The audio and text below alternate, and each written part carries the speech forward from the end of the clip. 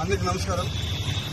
ఏదైతే ఈరోజు జనసేన పార్టీ అధ్యక్షుల వారు ఏదైతే కమిటీ ఇచ్చారో ఆ కమిటీకి నేను నాకేం జరిగిందో పూర్తి వివరణ ఇవ్వడం జరిగింది.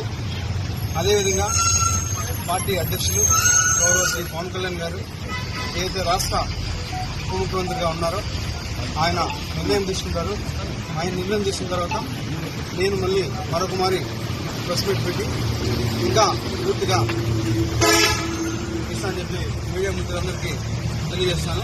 మరొకసారి మీ మీద ఒక కేసు నమోదని తెలిసింది సార్. దాని మీద ఎప్పుడైతే కేసు నమోదు ఇప్పుడు కావచ్చు, ముందు కావచ్చు,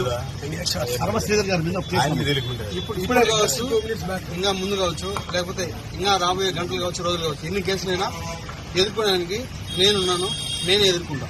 వాళ్ళు 100 కేసులు పెట్టినా కూడా నేను వాళ్ళకి క్లారిటీగా విత్ పిన్ టు పిన్ ఇప్పుడు ఏదైతే కమిటీకి ఇచ్చానో అదే విధంగా నేను మళ్ళా కోర్టుకు కావచ్చు, లేకపోతే ఇంకేదైనా కమిటీకి కావచ్చు, చట్టపరంగానే నిర్ణయాలు తీసుకోవాలని చెప్పి నేను ఈరోజు మీడియా మిత్రులందరికీ తెలియజేస్తాను.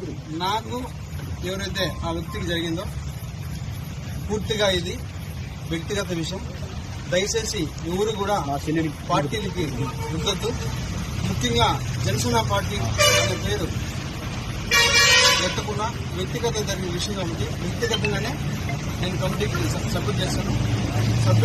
కమిటీ ఏదైతే మన పార్టీ చెప్తారో అదేవిధంగా పార్టీ కూడా నాకు చెప్తారో ఆ చెప్పిన విధానం తర్వాతే నేను ముందుకెళ్తాను. ఎందుకు కాంట్రవర్సీ చేస్తున్నారు మీరు ఎంత కాంట్రవర్సీ చేస్తున్నారు? సార్ ఆయన మళ్ళీ రెగ్యులర్ ఎప్పుడు చెప్పండి. ఎప్పుడైతే కమిటీ నుంచి పార్టీ నుంచి ఆదేశాలు వస్తాయో మరి అప్పుడే నేను ప్రజల్లోకి వస్తాను. సార్ మీ అసెంబ్లీ వీడియో నిజమా కాదా? అసెంబ్లీ వీడియో మీరు నిజమా కాదని మీరు చూశారు. దానికి కూడా నేను కమిటీకి ఒక క్లారిటీ ఇచ్చాను. ప్రూఫ్స్ కూడా సబ్మిట్ చేశాను.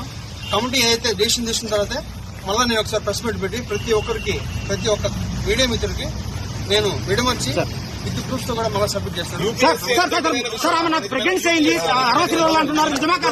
ప్రతి ఒక్కరూ తప్పనిసరిగా యూట్యూబ్ లోకి వెళ్ళి కడప వార్తను లైక్ చేయండి, సబ్స్క్రైబ్ చేయండి. ఇట్లు మీ జి రమణయ్య, ఎడిటర్, కడప వార్త.